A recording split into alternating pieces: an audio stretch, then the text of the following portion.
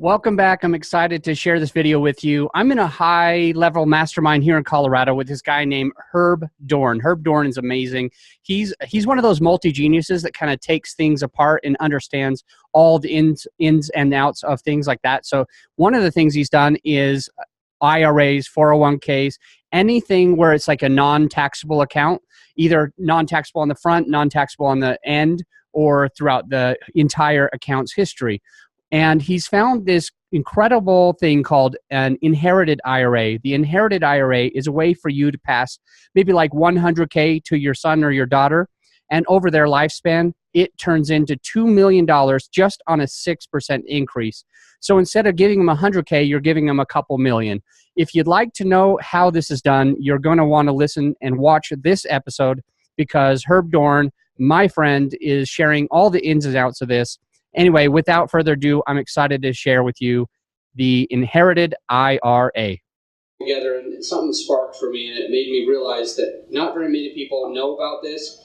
Obviously, not many people are interested in it, but those who are kind of elite, or they're thinking ahead, much, much farther ahead. So I'm really, really excited about the information that we're going to learn today. If you want to know more about this kind of stuff, you can join SDI Network. Just go to meetup.com/SDI for self-directed investors -network, and that's a good place to come and see stuff like this every other month. Other than that, I buy apartment buildings with other people, so it's syndications, and I run a group called Denver Apartment Network that helps other people learn how to do syndications. So I'll let Al introduce himself, even though he got here so late, and he should be in so much trouble. And then we will turn over time. Well, I apologize for being late. My name is Al, and I'm with Lead Funding. We do local funding for real estate development projects. We can pretty much fund anything that's in the real estate development category. I'm also an investor myself. I've got multiple projects going, and I do coaching. So if I can help you in any way, let me know, please. All right, Herb, you're all hooked up? I guess I need to buy some time for Chad, unless the camera's already going. Oh, I was just kidding. We're already recording. Other than that, guys, thank you for being here. Who already knew before today that we are going to be at the same place next Thursday?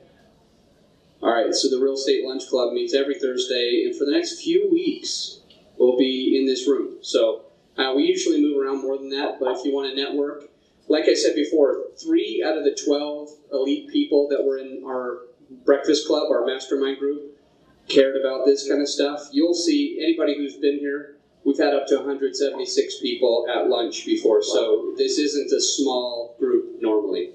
So with that said, Herb Dorn, tell us a little bit more about inherited IRAs. Okay, well, I'll try not to take it personally that we don't have a huge turnout. I'll assume it's a topic and not the presenter, but yeah, thanks a lot for having me, Adam. I can't believe how many of these you do and how you can keep control of doing so many different meetings, but it's very impressive, so I appreciate you having me. And yeah, I think this is an incredibly powerful concept for people that are willing to take the time to listen to it. So with that said, I'll get into it, and it'll talk a little bit in here about who I am and my background. And my wife and kids, you may get to see the example of hopefully the beneficiaries of this IRA here in a little bit.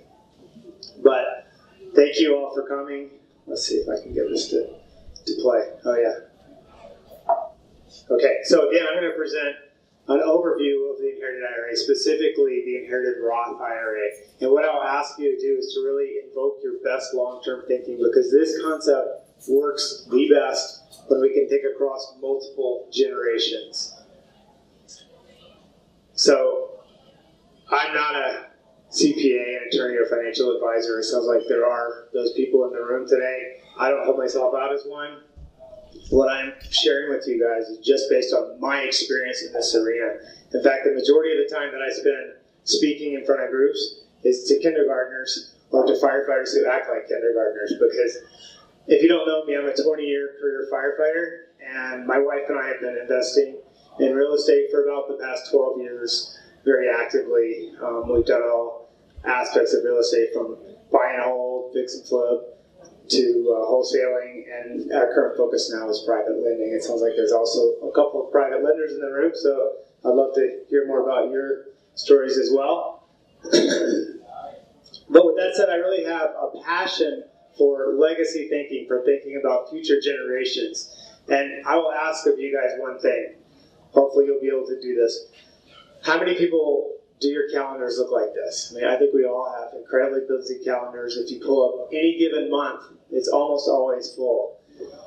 So my ask of you is to put something in your calendar, figure out one thing that you can do that will make a difference in the life of somebody that you leave behind, and put it on your calendar. And it gives you a good excuse to be on your phone while you're here. I'll just assume that you're not disinterested in the topic or in me, but you're putting something on your calendar. So some of the things that I would recommend that fall into that category of being really important in our lives but not being urgent are, for example, a life insurance policy. So thinking about the fact that you've been meaning to get that life insurance policy, but you haven't done it yet. Another example would maybe be an estate plan. These two items, when my wife and I checked them off our list, definitely gave us a greater comfort level, especially after we had kids. So that's kind of my passion, is thinking about those things that are long term. Another thing that I would say would be a potential to make it onto your list, and I think it's overlooked by so many people, and it's very applicable to this topic today, is simply knowing who the beneficiaries are for both your IRAs and any type of solo 401 or any type of 401ks, any type of ERISA plan that you have in place. All too often, people forget to update their beneficiaries, and today's topic may encourage you to rename your beneficiaries to be something other than what they are now.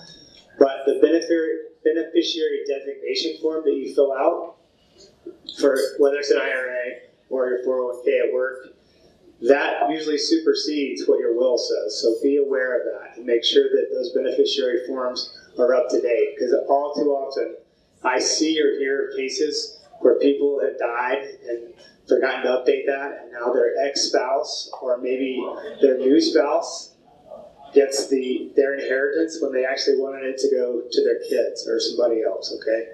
So that's just my ask of you guys today, is to take a moment and think about something that you know in your head is super important, but you don't put it on the calendar because it's not urgent.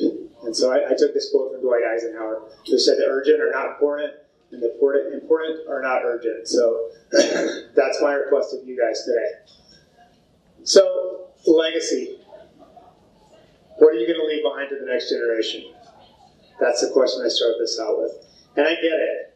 The most important thing that we leave behind to future generations, they're not things at all, are they? They're memories, they're life experiences, they're values. These are the things that we leave behind that are most important. I get it. You can see the bottom picture here. My oldest son doesn't quite value the importance of a push-up yet. He doesn't quite have the form down. So those are the things we're trying to teach. Those are the most important. But with that said, today we have an opportunity to talk about something that can truly create and leave behind some generational wealth for years to come. So that's what our focus is going to be today. So we'll take a step back and start this conversation around what bucket do we want to fill. We hear the term, what bucket are you putting your money in? We hear that all the time. So what I want to show you over the next couple slides is talk about those buckets. Today really isn't a basic presentation on IRAs. A lot of what I'm going to present today, hopefully you understand the basics of the IRA and the Roth IRA, but we'll talk about them briefly with the goal of these next couple slides to be that we understand the difference between paying taxes and investing with a tax-preferred account, something that has less taxable implications. So with that said, obviously the first bucket is our tax earnings, your W-2, earnings you make from investments. We as real estate investors have some extra advantages. Obviously, if you're holding long-term rentals, you understand the advantage of depreciation over time. So those are all awesome things. What do you guys think goes in the next bucket, the tax-free contribution? So where is it that we are putting money into an account without paying taxes on it? The money's growing in the account with no taxes. And then when we draw it out, we're paying taxes based on our ordinary income. What bucket would fall into that bucket? What type of accounts? Traditional. Good, you guys.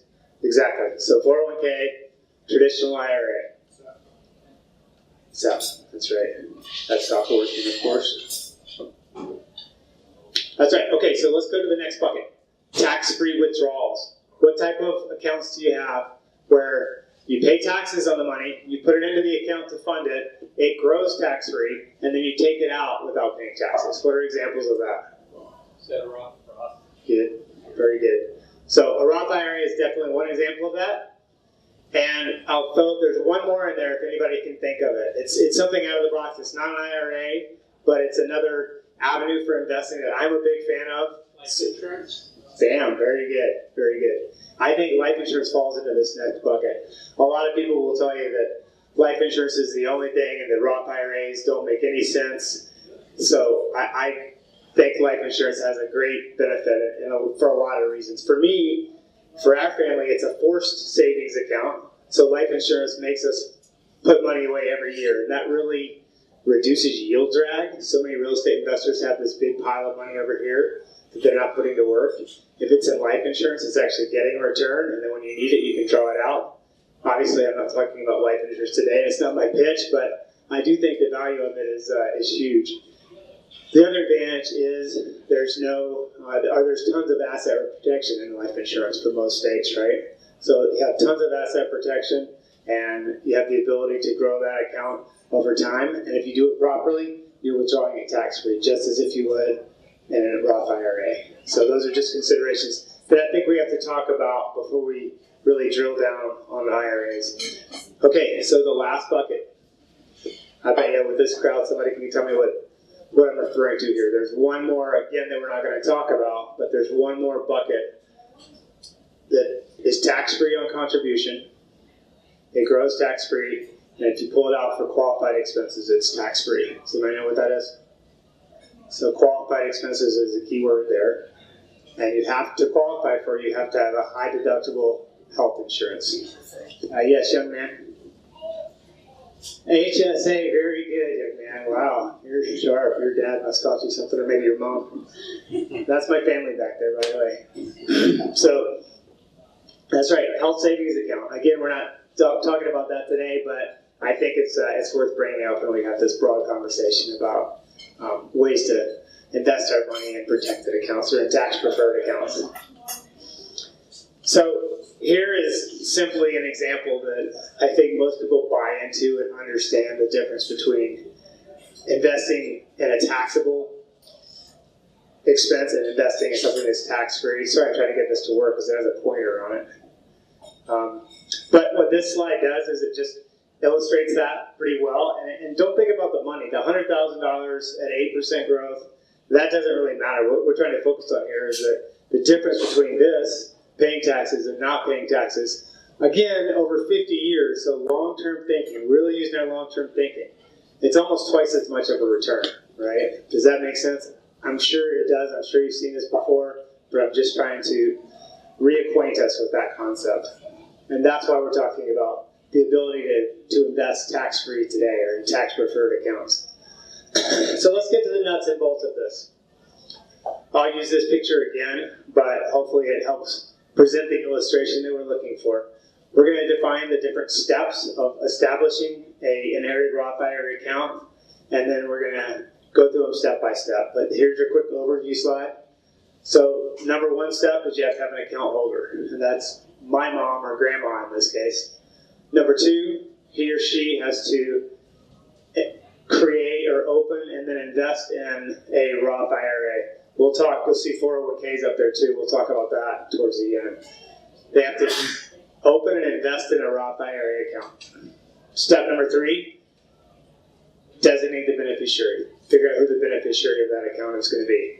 And we'll talk about why having the youngest possible person makes this the most leveraged, gives the strategy the most leverage. And then step four is establish an inherited Roth IRA. What has to happen for you to establish an inherited IRA? Somebody's got to die, right? Somebody's got to die. So that's not the fun part of the presentation. I get that too, but it's a reality. Okay, some definitions. We've danced around some of these already, but let's break them down. Who in our last example would be the IRA account holder? Just so we're all on the same page. So the person who sets up the account, that's right, it's grandma.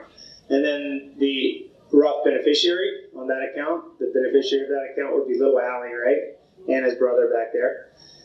And then who would be the inherited Roth IRA account holder? That's right, it would be the little guy as well. So he becomes that as well. And then we have to talk about RMDs. I'm sure you guys have heard of required minimum distributions.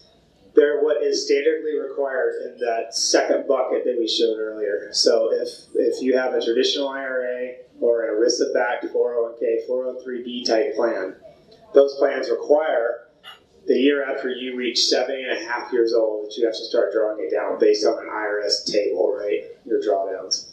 How about the Roth IRA? What does grandma have to draw out of that Roth IRA every year? What are her RMDs? Anybody know? She doesn't have any. There's no required minimum distributions for a Roth account because, again, you pay taxes before it went in. So that's why. But as soon as that account becomes an inherited IRA, now we have to draw money out on it. We have RMDs on it every year.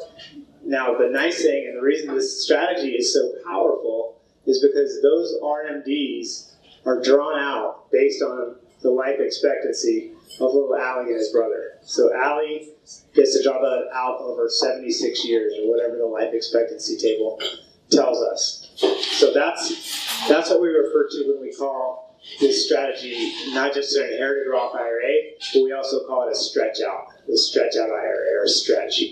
And this quote really spoke to me the most. The longer stretch out of RMDs results in longer tax-free compounding and greater opportunity for wealth accumulation. To me, that says it all right there. May I ask you a question on that? You bet. So you said that there's a stretch out RMD, which would mean that over 76 years they could perhaps be taking the money out. What would be the case where they would take everything out on day one? Is there anything like that? No, they could take everything out on day one with zero tax complication. But again, you obviously lose the ability to compound that money. Yeah, and I'll show you. We'll get into more detail on that as we go. So there is some urgency with this strategy, and that's simply the fact that several times there's been talk on Capitol Hill of taking this stretch out provision out of the IRS code and mandating that the monies from an inherited IRA be dispersed within 5 years or be dispersed more rapidly than utilizing the entire stretch out. In fact, it came to light as recently as last year during the Tax Cut Jobs Act. They were trying to figure out how that would be funded. According to this article that was just last month, I guess, they were trying to figure out how to fund that, and one of the concepts that was bantered around was to reduce that stretch out provision. So there is some urgency with this, and that's why it leads us to the next slide here, which is, not a very happy slide again, but the ideal person. So step one is choosing that account holder. The ideal person is someone that's near the end of life. So if you think grandparent, great-grandparent, those are the most powerful people that can set this up, okay? It's a sad truth. In fact, so much so that I know some people, even in Colorado, that have used this strategy with their dying father, set up accounts and sold these accounts to other people. So people bought shares, basically, of this account, and they became beneficiaries. Because do they have to be an heir to give someone money? Could you give a Roth IRA? Could you make your beneficiary somebody here? Could it be Kurt? I think he'd be open to that probably. Yeah. So it could be anyone. So there's definitely people that do this. I'd be happy to talk to you more about that later and how it works and how they've structured it. But somebody in the meeting yesterday, he had bought one of those accounts, and the account holder just died last week. So he now has a fully in place inherited Roth IRA, and he gets the value of it. It's cool. Okay, so step number 2 is that account holder has to establish and contribute to a Roth IRA. So these are the contribution limits and income limits on the top 2 bullet points. Again, we're not going to go into a lot of detail about that. If you guys have questions, I'm happy to, again, tell you what I know about it. I'm not holding myself out as a CPA or a professional, but I'm happy to tell you what I found from my research. And then step 3 is the one that's most important to us. There's no age discrimination. You know what I'm trying to say. There's no age discrimination. So at any age, you can start or open a Roth IRA. The only requirement is that you have active income or earned income. So if you're sitting in the room today thinking, gosh, my mom or my grandfather would be a great person to set this up. He loves my kids. He would do anything to help them out in the future. If he could see the picture of this, he could understand it. Boy, he'd be happy to set this up. So something to think about, several Fortune 500 companies, like I've mentioned here, have their parents or their grandparents on their board of directors or their board of advisors for their company.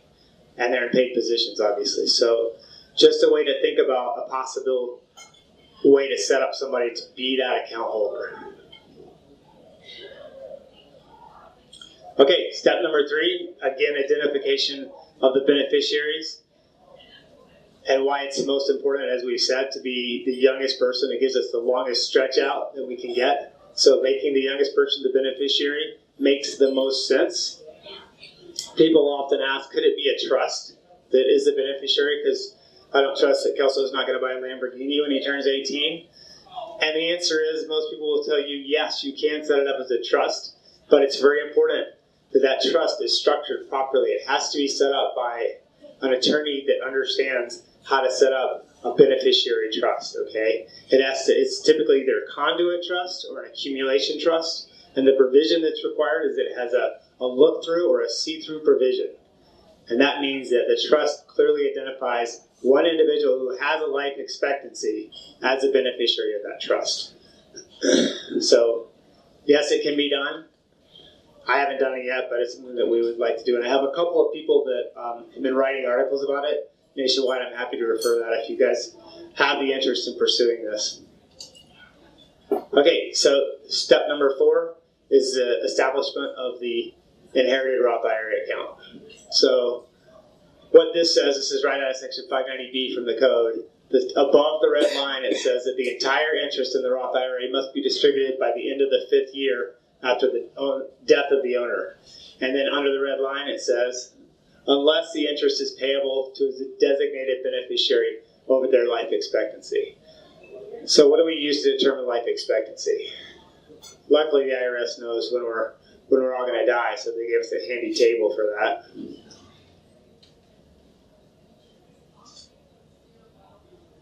I'll try to show it to you here with one more example. Okay, so now we've transitioned into an inherited Roth IRA with the death of the account holder, the original account holder. So we'll use our example here that let's say Grandma from our picture earlier passes away this year. She's still alive and well. If I didn't say that, she's pushing 90, but doing really well. But let's say she passes away this year, and the inherited Roth IRA is set up for Alistair and for Kelso. So what the IRS will do is they'll look at the table, and this is important. If there's multiple beneficiaries, it's important to, if they're separated in age by a significant amount, to separate out that into 2 different accounts. So you have 2 different inherited IRA accounts. And I'll show you an example of why that's so important in 2 more slides. So we take Allie's life expectancy, and we divide it by what was the account value on December 31st of the prior year. So $100,000 divided by his life expectancy. And again, this will change every year. And we get what? $1,300. And what's RMD again? Right. Minimum distribution. Right. The minimum amount that has to be distributed. Does he have to happen? Yeah. Yeah, it does. What if you don't take your RMDs? Anybody know what the penalty is? It's one of the highest in the tax code. 50%. Very good. Good answer. Yeah. You're taxing 50% of what should have been taken out of that as an RMD. That's exactly right. One of the highest in the tax code. So now we get into the cool stuff, the more fun stuff. If you look at this graph, you'll see this is a $100,000 example in an inherited IRA created at age 6, assuming a 6% yield, until he's 76, so for 70 years. The bottom blue line represents his lifetime RMDs at $1.2 million.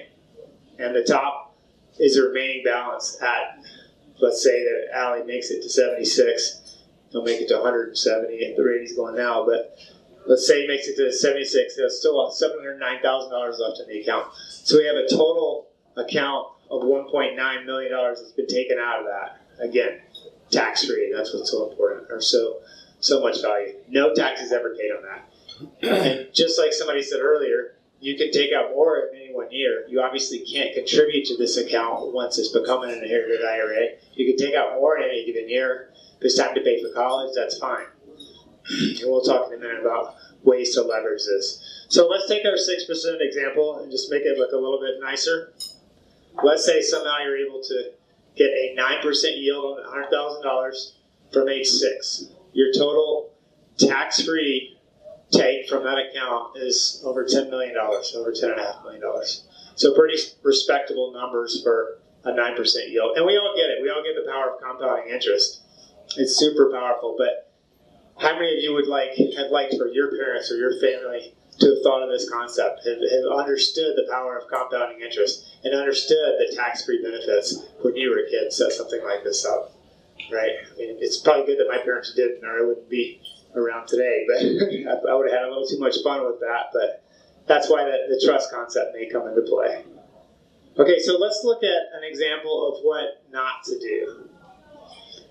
So if Grandma wasn't educated on this concept, and she decided to make me the beneficiary of her IRA. I turned 50 years old this year. So if I took that IRA and I again was able to invest it in the top slide here, the top graph is the exact same picture from the last slide. 9%, $100,000 over the next 70 years. Again, that was a $10.7 million total amount of money that was drawn from that account. Versus me at 50 years old, if I took that account. I took my RMDs over my lifetime, it would only be $900,000. This may not be my lifetime again. This would just be when the account would be depleted and my remaining balance would be gone. So there's a greater than 10 time difference in making me the beneficiary or versus making Alistair the beneficiary. So I think that's a powerful slide. And the other part of this is really important is if she named us both as beneficiary and we just opened up one account, if there's one account and we were both the beneficiary and it was set up as a stretch account, so an inherited Roth IRA based on my age, the money would have to be drawn out on my schedule, not on his. That's why it's important if the beneficiary is myself and my son, that we open two different accounts when the time comes to set up that inherited Roth IRA. Does that make sense? You guys aren't very talkative. Must have good food. Must have really good food. So a couple additional things to add here. One is what happens upon the death of the account holder. So once the inherited IRA is established, now the account holder lives for another 40 years or whatever the term is. What happens to that account? Well, as it says on the board, you can't reset that clock. So you can't start over with a new life expectancy table. The beneficiary, who, by the way, whoever opens the inherited Roth IRA account, he can name or designate his own beneficiary. That's not determined by the original owner. He can name his own beneficiary. So that IRA has to be drawn down on that same schedule, on his original life expectancy schedule. Okay, so that's an interesting.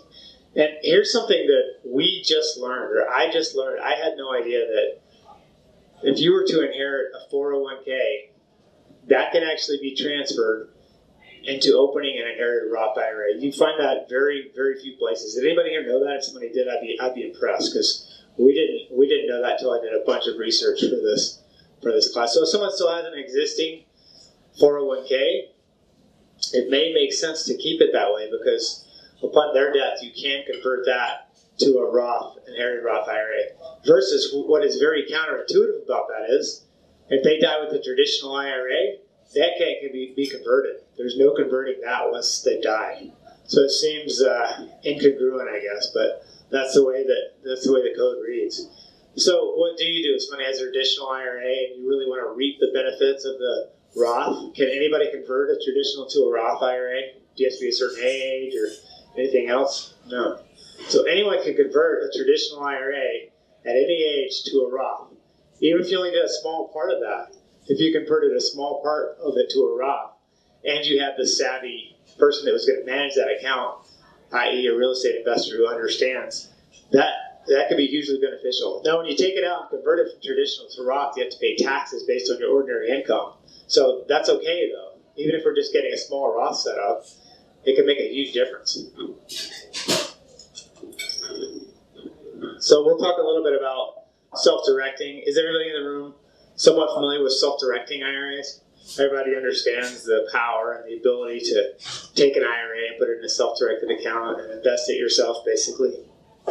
Okay, good. So let's talk about, I guess these are just Herb's philosophical thoughts on how I would set it up. This will be different for everybody, but just to give you an overview of the steps that I think are important and the way that I see our family using this concept in the event that we do get an inherited IRA that goes to our kids. This is kind of the 4 steps or the 4 phases.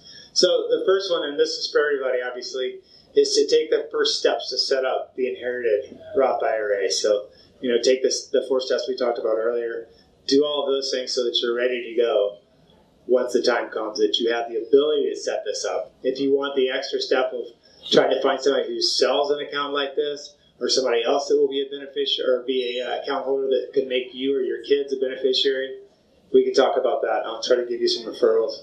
And then phase 2, I would say, is a growth phase. This is where we really want to leverage that. So is it possible to take a very small account balance in an IRA, just a few $100s, and make it into tens or hundreds of thousands of dollars within a short time period? Right, yeah.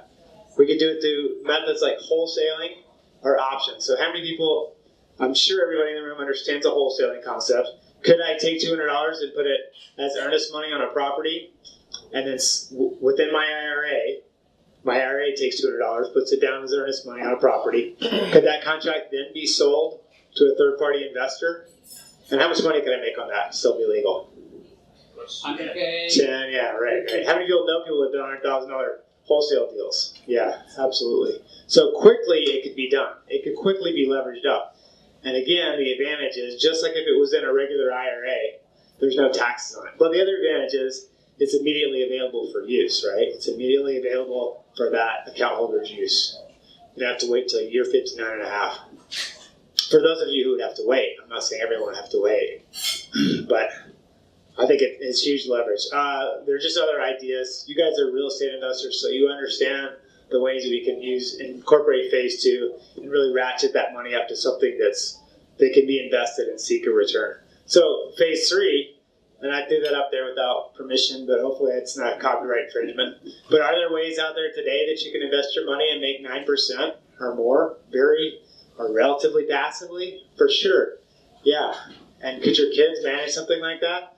Well, maybe, maybe not. I mean, I don't know. It takes a little bit more management. You've got to do a little due diligence, understand the PPM, and figure out where to place the money safely. So maybe after phase 3, you can also, by the way, if you haven't dealt much with the use of self-directed IRAs, you can leverage that money too. So you can borrow money from a bank, conventional lenders, or from somebody in this room would lend to you. You can leverage that money and grow it that way too. So those are just 2 examples of that intermediate phase, or phase 3 as I call it. And then the final phase, if you've got kids that maybe have 0 interest or aptitude for this, maybe you decide that, before you exit stage left, you decide you're going to set up, just put it in a self-directed, regular, traditional account, invest in the stock market. Is there anything wrong with that? Can you still make good returns? Absolutely.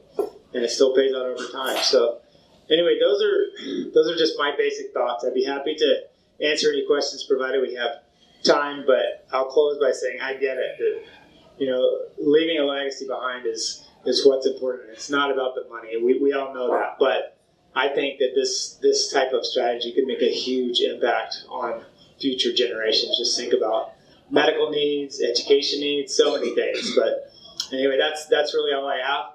I would welcome you to reach out to me by email or phone if you have any questions about what I've learned on this strategy, what I shared with you today, or like I said, our primary focus today is in the private lending space. We're lending at very competitive rates throughout the Denver metro market. So that's all I have, unless you guys have questions. Questions? Yeah. Hey, Tom. So, are you saying it's possible for anybody to go out and purchase an IRA from the account owner and enjoy all the benefits, all the tax benefits, by being named the beneficiary of that account? I'm not saying that it's possible or legal. I'm saying it's being done right now. I know people that are doing it. That's the one question I said, ask me later. But yes, I do know people that are doing it, and by all the people that have researched and vetted it, it's been vetted by attorneys, and they're actively doing it. If you think about that, the implications of that, I could go out, if I have $100,000, I could go buy somebody's $100,000 IRA for 102 or something, and bypass all the government restrictions in terms of how much I could contribute per year. I could get established overnight that way. Yeah, probably so. So it would be a wonderful thing if it's true, but I would have to wonder what the IRS would say about it. Yeah, that's a good question. I don't know if you directly bought it. I'm not sure. I have no idea how they've structured the way that they've done this. I doubt it's as a direct purchase. I imagine it's a contribution or something else, and then the beneficiary is designated after that.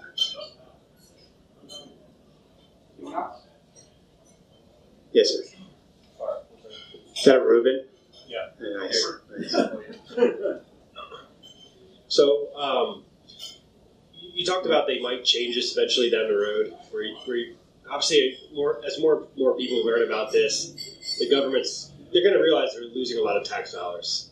So, what are your thoughts on that? With if I go out and I find one of these and I buy it and I start growing it like crazy, if they put a stop to this in, let's say, 5 years, I'll still be existing and keep it rolling. Is that right?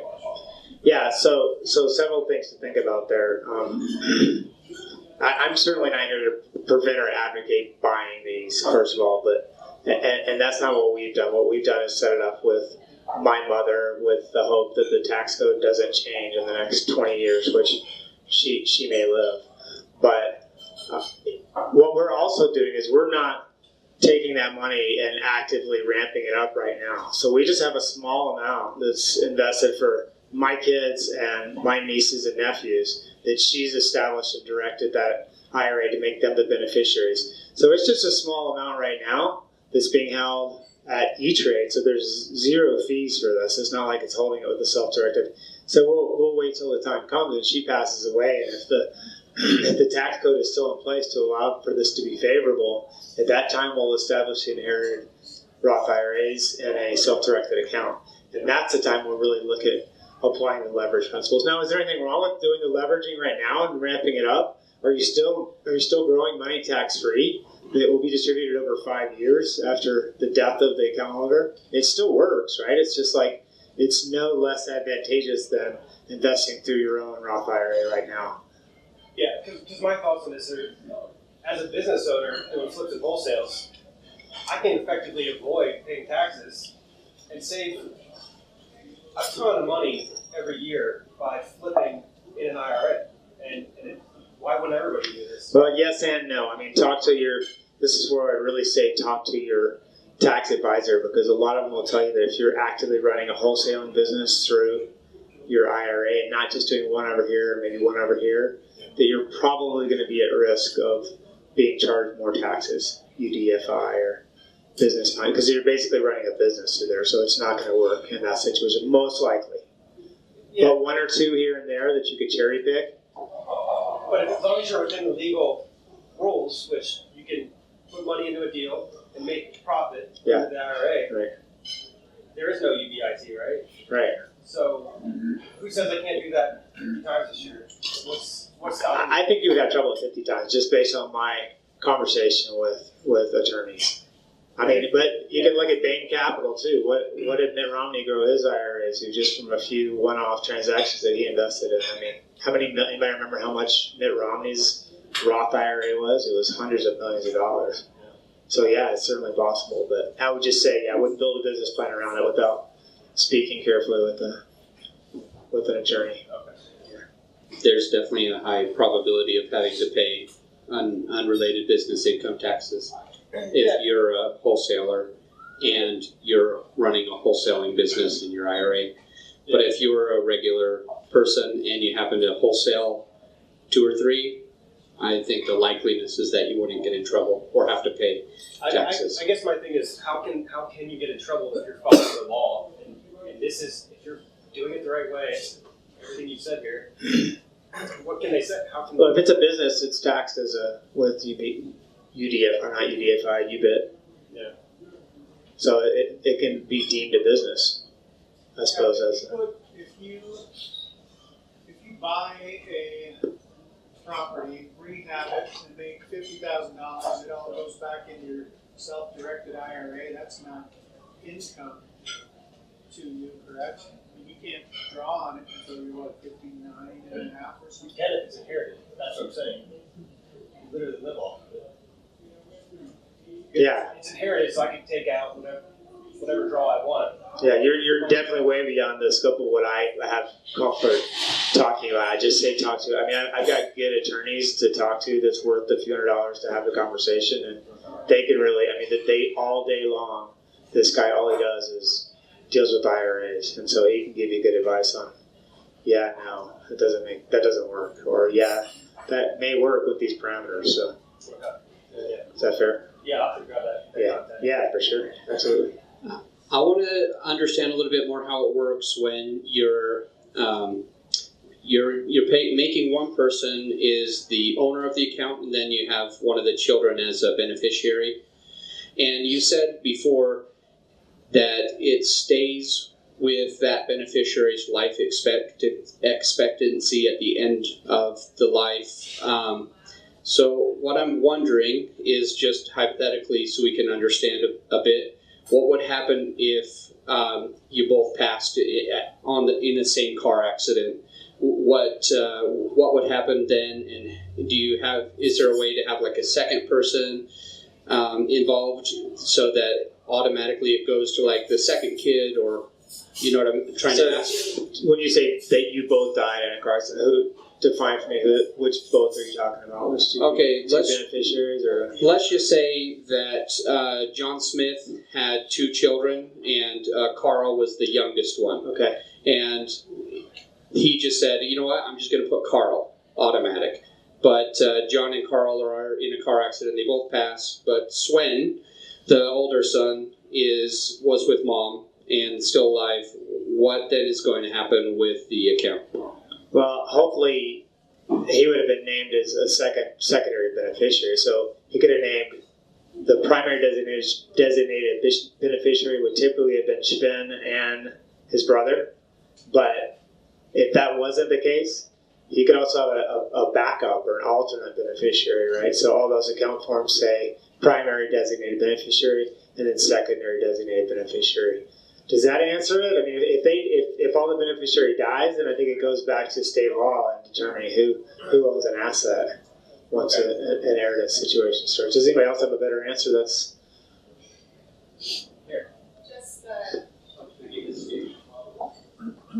She's much smarter than me. Could you introduce yourself? Yeah. Sure. Hi, everyone. I'm Tina Dorn. All I was going to say is I think it does go back, but there are some state rules about inheritance. I was in a situation a number of years ago where my mother passed away, and then her mom passed away several days later. But in Colorado, it was not treated as if my mother passed away first, because it was within 72 hours. So, yeah, it's complicated, but just in the situation you're describing, if that was here, it would have been treated as if it would go to the grandparents' will. So probably whatever the contingent beneficiary was in the will. Right. Or on the beneficiary Right, if designation there's a form. contingent. Not the will, probably. Yeah. Yeah, it's super complicated. And that was a crazy example that we didn't even believe was possible when that happened. Anybody else have any questions? Hal, you got any questions? No. Questions? All right, I learned a ton. Thank you so much for putting this presentation together. Enjoyed it. Thank you guys. Feel free to reach out if I can answer any more questions. Thanks, Allie.